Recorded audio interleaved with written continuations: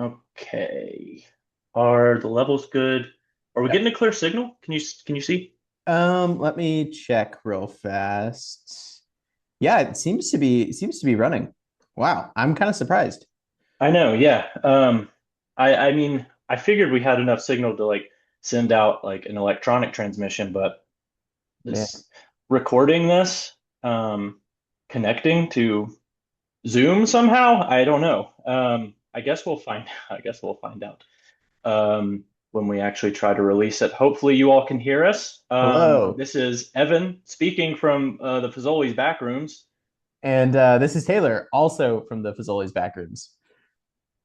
Wow, it's been been a few months, a few crazy months, right, Taylor? Yeah, I mean, where to even begin Well, describing what's been happening?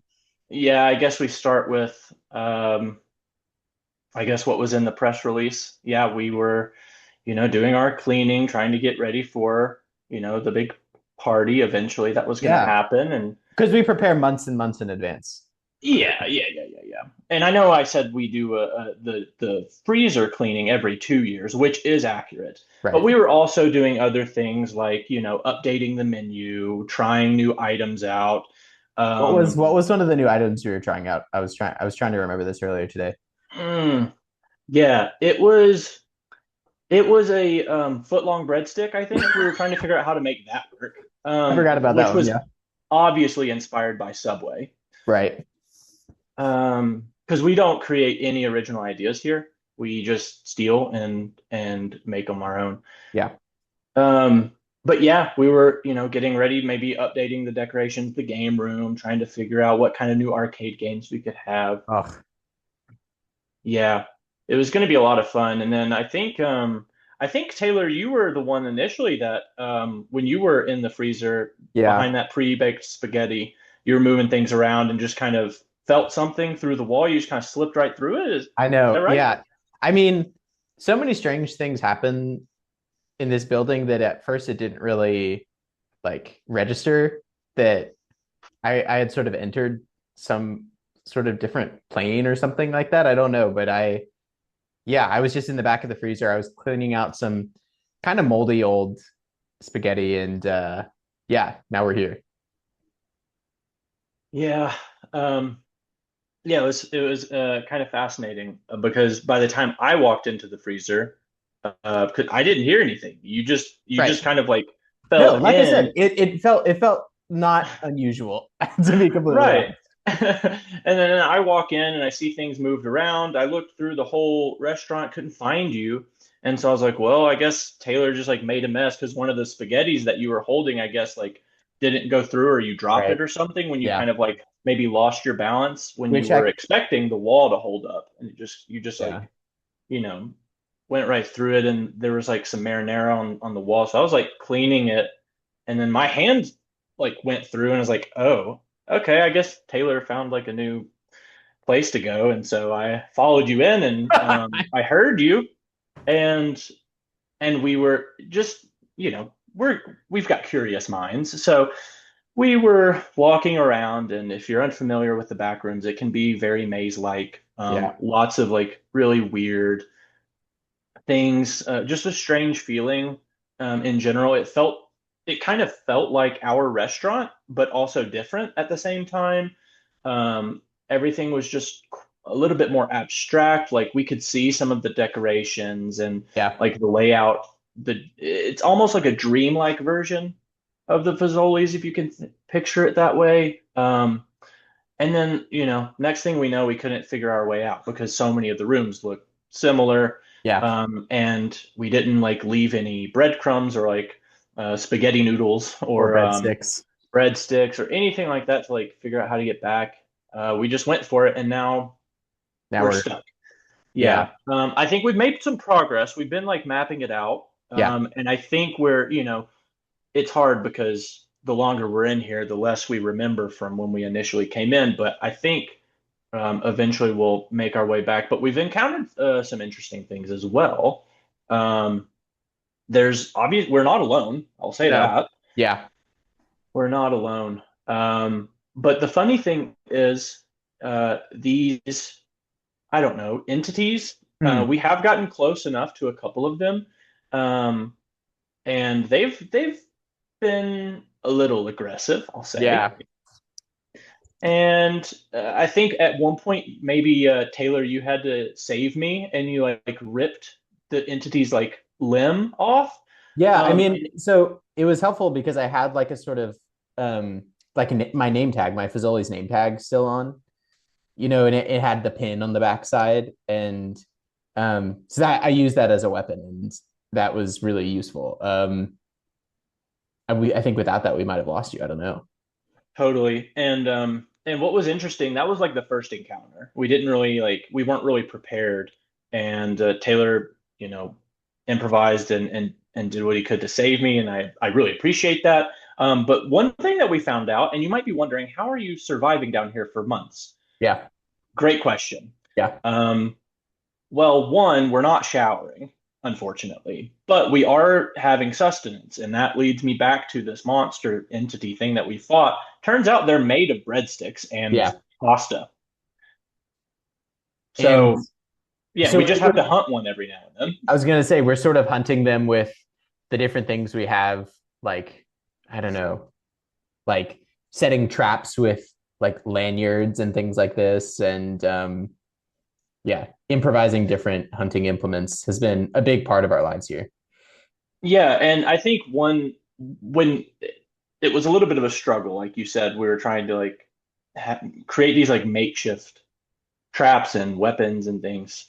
And then it wasn't until this was probably like a month in where we found the kitchen. Yeah, So that really helped. Obviously the kitchen isn't really functional, right. but there are knives, there are spatulas, there are all sorts of things, pots and pans. So Yeah, that really helped us out too. Um, so yeah, that's been good. There's even like really weird um, uh, like noodle shaped versions of ourselves that we have found, like almost like clone like that we yeah. had to I it I don't. I we don't like. couldn't I don't like killing those. no, neither do I. We try to avoid that as best we can. There's other types of like little rodent type of creatures and bigger entities as well Yeah. that we can consume.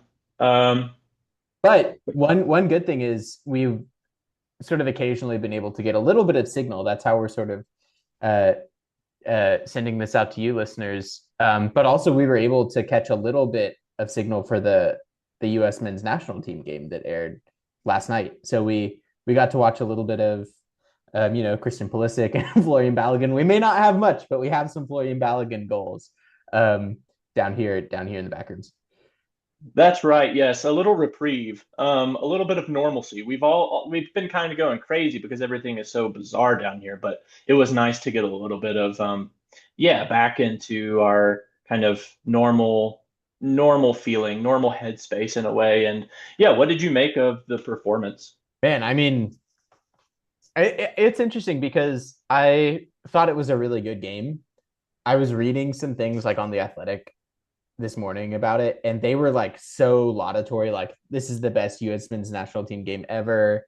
Like, which I was kind of surprised by some of the statistics. Like we hadn't scored 4 goals in a game in a World Cup game, I think. Um, so there's some interesting things like that, but I don't think it was as good as those reports would make it seem. Like there was a period in the second half where we were definitely the second best team, probably like the start of the second half, the first 20 minutes or so. But overall, it was great. It was really fun to watch 4 goals be scored by the men's national team, which you don't get to see very often. Yeah, totally. And I unfortunately wasn't able to watch from beginning to end. I that 20-minute section in the second half was probably most of what I missed anyway. I missed a little bit at the end of the first half and the first 20 minutes of the second half, so I didn't quite see that. But honestly, it doesn't surprise me. I think when the game started, it felt very chaotic, very energetic. Yeah. It looked like we were emphasizing work rate and pace and flair, which was very different to me at least, for a U.S. men's national team, at least compared to like previous like World Cups. Yeah. And so while I also thought that we played incredibly well, I did see like elements of like just almost like just chaos. It felt like we were just all over the place, in a good way, but it was it felt like the goals came from, like moments of composure from that just all out Yeah. pressing and like energy, which was interesting to see. And it is very evident that like we have a decent amount of skill with Yeah. those players that are on the pitch and they can make that happen. Yeah. Which I mean, I'm really excited. I mean, I think we'll win our group. Turkey might be tough, but I think we'll certainly advance, I would think. Which is exciting. And you can rarely say that you're like, okay, I'm like almost 100% certain that we'll advance out of this. If I could step away from the sort of backrooms lore a little bit, I'll just say I had a really hilarious viewing experience last night, which is um, there's this. So I recently moved to St. Louis, and so I'm in St. Louis, and there's this soccer bar that's within walking distance of our apartment. Um, and so they blocked off part of the street and had um, this big screen at one end, and there were a bunch of people there. And so we're like, okay, we're gonna go down and watch the game down there. So we get there like 30 minutes before the start of the game. It's like a really good vibe. There's lots of people, and uh, the game starts. And then about 10 minutes into the game, so we got to see the first goal, in the first 12 minutes or so. And then about 12 minutes into the game, the power goes out. And instead of the game, it's just the screensaver of the person whose computer they were streaming from. And it was like this old sort of like photos of this old cover band. Like imagine like your grandfather is in like a sort of Elvis Presley cover band and has that level of like sort of graphic design, the level of graphic design sort of sensibility that goes with that. And that is sort of the screensaver, a rotating series of pictures of this cover band. And there's like a couple hundred drunk people just watching this screensaver go by.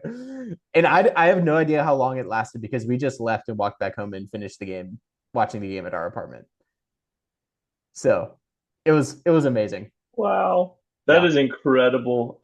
Did you catch did it say like what the name of that cover band was at all? It no, but it had like a bunch of different members of the band and like their names underneath them. And so it would have them labeled. I think it was something like Hot Time Rock and Roll or something like that. It had rock and roll in the name. That is so perfect. I Yeah, it's can't like believe that. it's like the kind of like band that would play like the outdoor porch of like a local bar and grill or something like that, wearing bowling shirts and all this. Oh, that's amazing. Yeah. Wow. What a special time. Yeah, that's how the viewing went in St. Louis, Missouri. That's great. Um,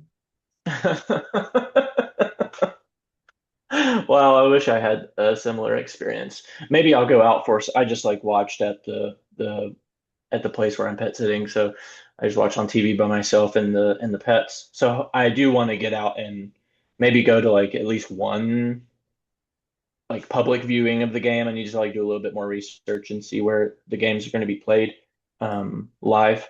Yeah. But I really hope that it is going to be played on the TVs at Two Fools, which is our local Irish pub, Cool. that I've gone to a lot, and it's great. It's one of my favorite places here. And I know that they play replays of Premier League games, and Hmm. so I'm thinking that they'll probably play the World Cup. So I'll just double check that. That would be a lot of fun to go to. Yeah. Um, but I will say I feel a little bad because I was maybe downplaying the like kind of impressive performance that we had, Hmm. because I still think it was impressive.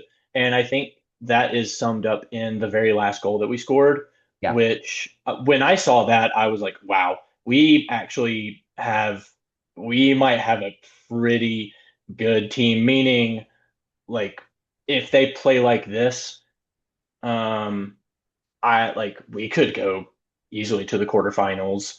Um, because that last goal, it was like towards the end of the game. There was like maybe 3 or 4 minutes left in extra time, and we had it. We were trying to kill time. We played it around the back, worked our way through, spent a decent amount of time, and they weren't like not pressing. Yeah. They were high up. Paraguay was, so Yeah. we were having to get out of some tight spaces. Ended up opening it up. Worked our way down the field. Found a good like incisive pass to Gio Reyna, and takes a touch, composed outside of the boot, curls it into that left corner. Yeah. Wow. That like honestly, it wasn't until then where I was like, okay, this is the real deal. Because I didn't want to be like overhyped, or because there's Yeah. been a lot of hype around this team. I even saw something about maybe a golden generation being thrown out. Like, and I get it with the players that we have. It feels like there's like a lot of really talented players that are playing overseas and are in their prime, Yeah. or even veterans. So it does feel like a really good time. And there's also like young, exciting talent too. Don't get me wrong. But I also was like trying to be hesitant with the U.S. men's national team and World Cup, and Yeah. just because of like past performances and the history around it. But yeah, I'm excited to watch them more. I mean, I think that we're going to be a very entertaining team to watch, which is different than I feel like, um, at least the style of play. There were moments that have been entertaining, like with Clint Dempsey, Landon Donovan, like for sure. But I feel like the style of play is way not what I'm used to. And so Yeah. Pochettino, I think, has done a good job. So I was thinking about this morning. What do you think? I don't know how many games one has to win to get to the quarterfinals, but how far do you think the team going like would constitute sort of like an acceptable performance and like a win overall in terms of the tournament? Because I was thinking like I think winning one elimination game is like acceptable, right? So we get out of the group, we win our next game, our first game out of the group, we win that, and then lose the game following that. That's an acceptable performance. But I think that if we get out of the group and win two games, that's like a win, basically. That's basically our that Yeah. I feel like that's our ceiling, but I could be wrong. Yeah, it's hard to compare because this is the first World Cup where they're doing the new format, and Right. so it starts with a round of 32 instead of a round of 16, and so it takes 2 games to get to the quarterfinals, where previously it only took one. Yeah. And I don't know. I honestly don't remember how far we've made it. I don't know if we've made it to the quarters or not. I can't remember. There was one year where we lost to Belgium, but I don't remember if that was to get to the quarterfinals or if that was in the quarterfinals. Uh, I think that might have been in the quarterfinals. okay. That was Yeah. 2006, wasn't it? No, it wasn't 2006. It was Oh, no. It was more recent than that. I think it might have been 2010 or 2014. oh, okay. I think it was 2014. Okay. Yeah, because I remember like working at a summer camp at the time and we were watching it there. Hmm. Um, yeah, it was summer of 2014. I That's a good question. I think your analysis is probably spot on. I think I would be happy with that, but I think if we play as well as it looks like we can. Now, granted, we've played one game and it was against Paraguay. Yeah. But I will say, and this is also take it with a grain of salt, but the international rankings, I think we're like 17th coming into the Hmm. tournament. Okay. Interesting. So I think making it to the round of 16 is, yeah, still pretty good, which is what you're saying. I Yeah. think if we win the first game, we make it to the round of 16, that's acceptable. Yeah. Um, I do think, I think making it out of our group is always like, um, solid. Yeah. I think in the past that's always been kind of a struggle. But I think it'll be easier now with how many teams are in the tournament and how there's like no group of death. Like all of the good teams are spread out. So it does seem like it's like a little bit easier to hit that benchmark now. But Yeah. I do think we should expect them to get out of the first. The first round, first elimination round, but it also depends on how it um how it all plays out, like who we get drawn up against. Because Yeah. if we get an unlucky draw, then maybe it's, oh, if we've got to play France or like, powerhouse. I don't know how they're gonna do the rounds. Um, Well, I but think like if it, we get, then it would be, I think it would be fine if, if we lost in round of 32, it just happened to be against like a team that could easily make it to the finals. It's yeah. fun. I think that'll partly depend on if we win the group or not. Because I think I was reading about it today. If we win the group, I think the hardest teams we could draw are either Austria or Senegal. Okay. And Well, so Senegal's pretty good. Senegal is pretty good, but I think we didn't we beat them recently in a friendly. I think we did. Um, yeah. Um, Yeah, I think you're right. anyway, those seem like eminently beatable teams to me compared to like a France or something. But I think if we get second place in the group and get out, then that seems like we're leaving ourselves up to maybe pulling a team that is just going to squash us. So Hmm. I Yeah, think, but I think I'm probably on board with you. I think acceptable. We win the first elimination, and a win would be uh, two elimination rounds, which would put us in the quarterfinals, which would match as far as we've gone. But I think depending on how the teams get played out, like if our bracket kind of is like on the easier side, I wouldn't put it past us to maybe win that quarterfinals game. yeah, If I would say we have a chance. I'm not expecting it, yeah, but um, but I think that would be maybe the highest I would expect us to like have a relative possibility to have. I mean, anything beyond that obviously would be just insane, yeah, and I think would be historic. yeah, yeah. If we made it to the semifinals, goodness gracious. Yeah, yeah. If we made it to the semifinals, that'd be great. Um, but yeah, I guess we'll see. It's exciting. I mean, I think even just watching us play in the group games and winning a group would be huge. Yeah, man. Well, stay tuned, listeners. More to come. Maybe from us, maybe not from us regarding the World Cup. We'll see. Um, okay, we need to shift gears into our main. Now that we're 30 minutes into our episode, we need to shift gears into our main uh, um, uh, job for today, which is to hand out awards for the Corporate Global Fantasy Premier League this past year, and we've got 6 awards to give out um, to some deserving winners. Evan, do we want to start with the very first uh, and most important award? Let's do it. Yep.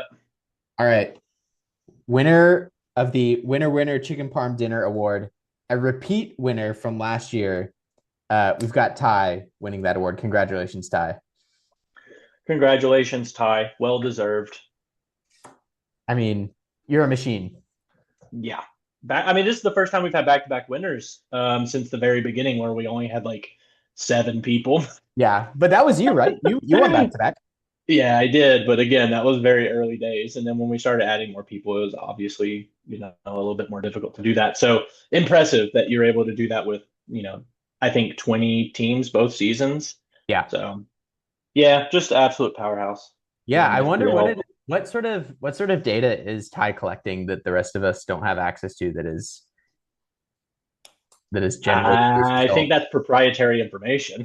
I don't think he's going to give that up, but I will say, and I would love to hear more about maybe what things he focused on. But I remember early on in the season we were talking. He visited Albuquerque again, and he was at soccer, Sunday morning pickup soccer, and we were chatting a little bit about it. And it was still early enough on that we were kind of talking about like the defensive contributions. And so I think that was like one area that he really picked up on early, and it paid off because I feel like most of the time he had like 4 or 5 defenders, and they were all geared towards um, getting those defensive contributions. And so it was often that he got, 3, 4 points minimum from most of his defenders, and so that really starts to add up. And also like the midfielders too. Like he had some midfielders that were doing the same thing. So yeah, Yeah, really impressive. Congratulations, Ty. yeah. And Uh, now we also have another little award, a little prize that's going to go to Ty this year. Um, Assuming we can also still have that reception enough to order something.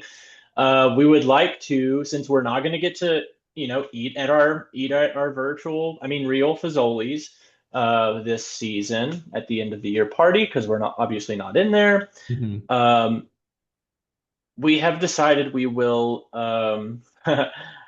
do some sort of like DoorDash thing, um, and we wanted to deliver some food to you, Ty, and to you. And I think the closest we could find to Fazoli's in Fort Collins was a place called Oregano's. And so hopefully that isn't like your least favorite restaurant in town, From the but we would photos, love from the to. We photos, it would, looks like it's in an old Texas Roadhouse building. yeah. Yes. We wanted to find the closest analog to Fazoli's as we could. There used to be a Fazoli's in Fort Collins, but it has closed down and turned into a Krispy Kreme. What a trajectory. Yeah. So we're gonna go with oregano's. That's what we're thinking. But Ty, we will get in touch. I'll probably get in touch with you about that, or feel free to message me whenever you hear this, and we will coordinate getting you some nice casual Italian American food over to your doorstep. Some breadsticks delivered to your door. Yeah. Wow. I would love some breadsticks right now. Oh, I know. Well, we can go after this. We can You go want to hunt. go hunt? Okay, We're gonna go cool. on a hunt. Yeah. Okay, sounds good. Okay. Um, well, Ty, congratulations. But as we know all too well, every rose has its thorn. And in this case, the thorn is the Golden Parachute Award presented by George W. Bush for the last place in the Corporate Global Fantasy Premier League. And that goes to Hunter Hawes and Gotham FC. Congratulations, I suppose, Hunter. Yeah. Congrats, Hunter. That's yeah, that's an award that, at least you get an award. Not everyone's getting an award this year. So That's true. yeah. Let's see if you can pull yourself out of that position next time. Okay.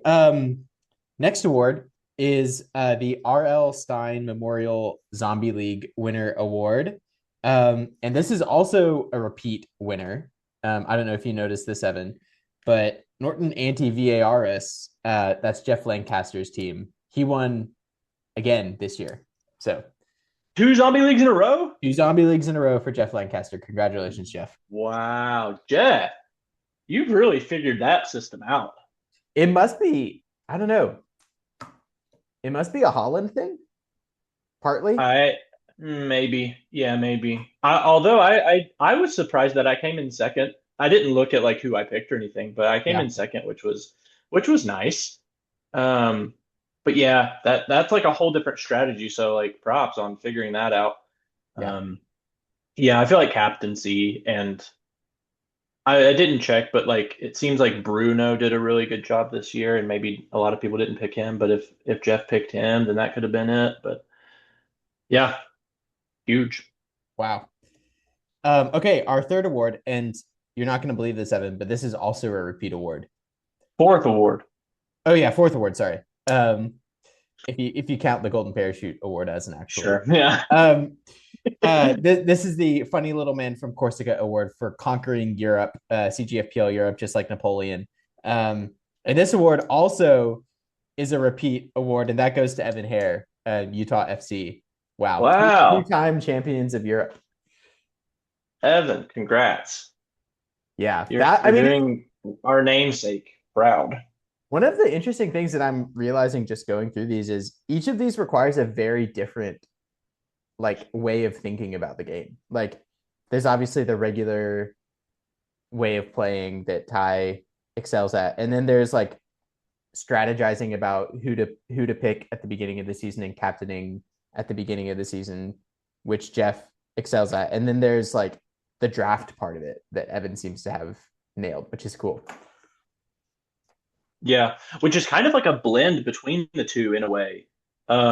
Right? Because Yeah, you're doing because each team is going to be different and unique, that you have to have at least some pretty good early picks that you'll keep all season, like the Zombie League, but then you also need to be able to adapt and do it quickly yeah, before other people catch on. So yeah. yeah, props. Yeah, I congrats. That's huge. imagine I imagine staying active on there is probably a huge part of that. Just like, waiver wires and things like that, like staying on top of who's available. Totally. Yeah. Okay, so this is sort of an award, I suppose. These are the big six, the people who qualified for CGFPL Europe this year.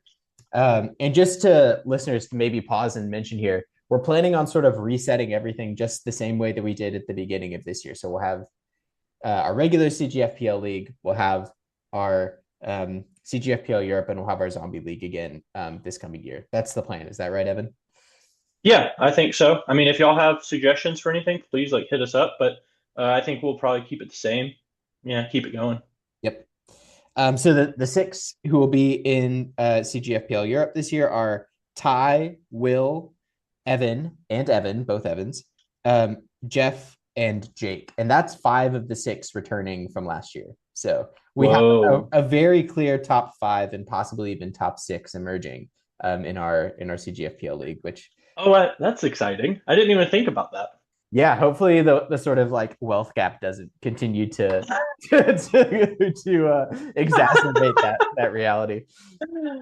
Yeah. Although if it's anything like the Premier League, that seems to have been shaken up over the last few years. So, Yeah, I think maybe next year could be a big shakeup. Who knows? we can all hope to be the Aston Villa, getting into Champions League spots or whatever. Yeah, Um, definitely. okay, and then last but not least, we've got sort of this is sort of an award, I suppose. This is the Monitor versus the Merrimack Award for the most iconic battle in the standings. And I've got two different sort of battles I want to award this to. The first goes to Zach Wolf and Trey Wise, because they tied for, and I can't remember exactly the places they were tied for, but they ended up tied at the end of the season. And the tie was decided on the game week points for the final game week, um, which is pretty impressive. It looks like that was for 11th, 10th and 11th place. So Zach ended up in 10th place because he scored 67 points on the final game week, whereas Trey ended up in 11th place because he scored 61 points on the final game week. So pretty impressive, impressively close there at the end for them. And then the second award for the second Monitor and Merrimack Award goes to Will and Jeff, who came down to, or the final game week decided second and third place in the CGFPL league between them two. So it looks to me like Will was in third place going into the final game week, and Jeff was in second, and then they switched in the final game week. So pretty impressive. Whoa. Yeah. Nice. Some battles towards the end of the year. It's always fun, Yeah, even if it's not for like first or, it's nice to like have at least see how high up you can get. It gives you something to play for game week 38. yeah, yeah. And those are all the awards for this year. Hopefully next year we'll have more detailed awards with more data and things like that. Obviously, Evan and I have been busy in the back rooms, and we're trying to get out. We're hoping to get out by, although I'm not exactly sure how time is passing outside of here. So that's something that we'll have to resolve later, I suppose. Yeah. Yeah, that's been also difficult to kind of track. So we're kind of going based off of loose number of days and vibes. So we might be slightly off, but I think we're in like the same general ballpark of like where things are in the outside world. Okay, good. Yeah, so those are our awards. Congratulations, everyone, for another wonderful CGFPL season. Yes, fantastic, lots of fun. Looking forward to starting over in the Yeah, next season. seriously, me too. A refresh is always Oh is my gosh. always welcome. Game week one is all like getting your team ready is always so much fun. It's the best part of FPL, I think. Yeah. Um, I don't know, maybe not the best part, but I don't know. I kind of think it is. It's like I think it's the it's best one of part. the most fun parts. Yeah. I think the one of the most one of the most perennially fun things that happens to me when I play this game is that, a week from the start, like 1 week before the first game week, I'll have this like very outlandish team that is full of like new players who are new to the league, who are untested, and like I'm like, oh, this is how I'm going to start, and it's going to be amazing. And then gradually over the course of that week, I sort of walk all of those decisions back, and then have like sort of old reliables by the time game week one actually starts. Yep. Yep. Yeah. Yep. But it's just fun to tinker around. Oh man, I can't wait. Wow. Well, I think that's everything that we have for today. Evan, do you have other things we want to talk about? Shocking, but we're coming in at under an hour so far. I know. Wow. No, I don't think so. Can't think of anything. I do think we touched on everything. Yeah. Looking forward to the next season, but also with the World Cup, like feel free to get into the Discord again. I would love to. It seems like we have signal until we can get out of here that we'll be able to communicate to. So I would like to be on Discord in our, in those respective channels talking about the World Cup and and and what everybody thinks of the U.S. men's national team and anything else that's going on. Yeah, I'm planning to be back in there too. It's been too long. So, yeah, hopefully we'll see you in the Discord over the summer. And we'll be back in touch about kicking the league back up next year. Yep, that's right. All right. Well, um, I guess, Evan, it's time for us to probably go hunt some more food. Yeah, I'm getting hungry. You too. All right, listeners, we'll talk to you later, hopefully sometime soon. See ya. Okay, bye.